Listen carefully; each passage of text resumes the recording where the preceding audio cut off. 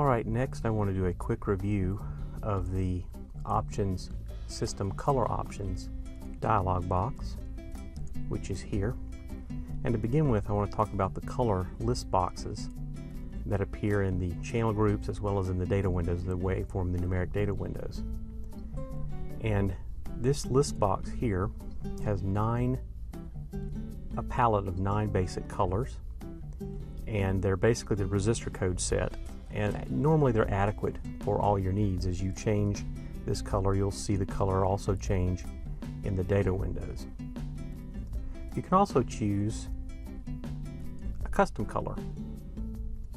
And when you choose this, let's choose this salmon pink color. You'll notice that it's now visible in the waveform window, and the list box now has an additional color in it. It's denoted by this little dot, and it will stay in this project and it will be saved with the project. The custom colors are saved with the projects and loaded with them. And we can choose another one.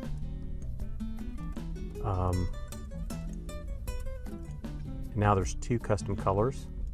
You can define your own color by choosing, let's say, and then add to the custom colors and then choosing it in the dialog. Click OK. Now we have 3 custom colors. If you want to reset this palette back to the default values, the first command of the color options list dialog box is this button that resets the palette to standard colors. And if we click that button and go back to the list box, you'll see that the 9 basic colors are now displayed in the list box. And that's very handy when you start getting too many colors.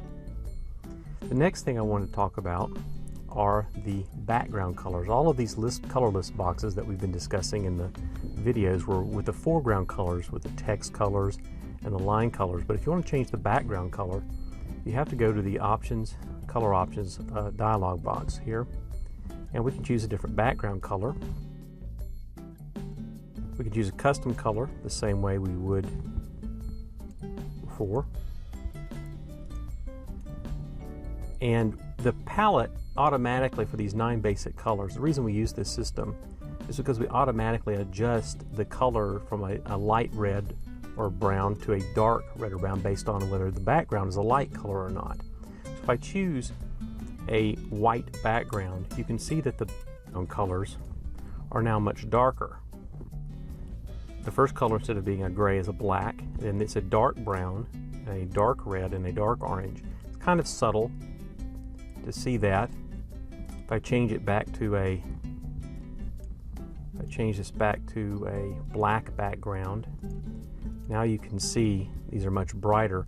Although on a black background they kind of look the same. It's a subtle point, but it works very well. The other option in the color options list box is alternating background colors. So you can, right now I've got them set to the same color, but I can have alternating dark gray and black lines, and we can look at this now, and that lets you see, it lets the lines be separated visually a little easier. Let's go to the color options list box again, and let's choose a light background and then an alternating color of light gray. And you can see how this is used: white, light gray, and so forth. The next video discusses how to customize the main toolbar.